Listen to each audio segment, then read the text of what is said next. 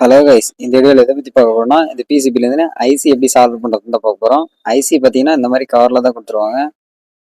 So ruby.inல order பண்ணி வாங்கினது. உள்ள இன்சைடு பார்த்தீங்கன்னா இந்த மாதிரி தான் இருக்கும்.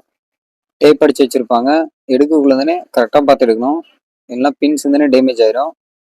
இந்த பிரிண்டட் சர்க்யூட் போர்டில் U2ன்ற இடத்துல தான் நம்ம ஐசி சால்வ் பண்ண போகிறோம். ஐசினா இன்டெகிரேட்டட் சர்க்யூட்.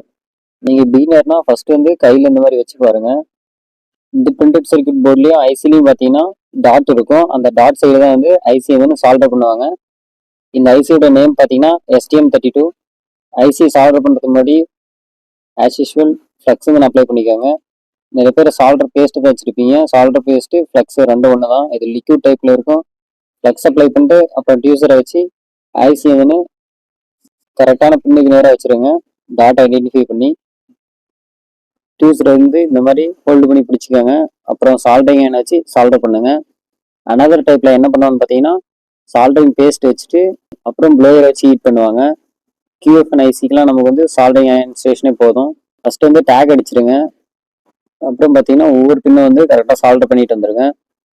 சால்டர் பண்ணி முடிச்சதுக்கப்புறம் ஃபைனலாக பார்த்துக்கோங்க ஷார்ட் எதுவும் இல்லைன்னு சொல்லிட்டு. இந்த பிசி போர்டு எப்படி பண்ணுறதுன்னு சொல்லிட்டு ஆல்ரெடி வீடியோ நான் அப்லோட் பண்ணியிருக்கேன். டிஸ்கிரிப்ஷன் லிங்க் கொடுக்குறேன். எலக்ட்ரானிக்ஸில் இன்ட்ரெஸ்ட்டாக வரவங்களுக்கு இந்த வீடியோ ஷேர் பண்ணுங்கள். இந்த பிசிபியோட டாப் அண்ட் பாட்டம் சைடு தான் இது.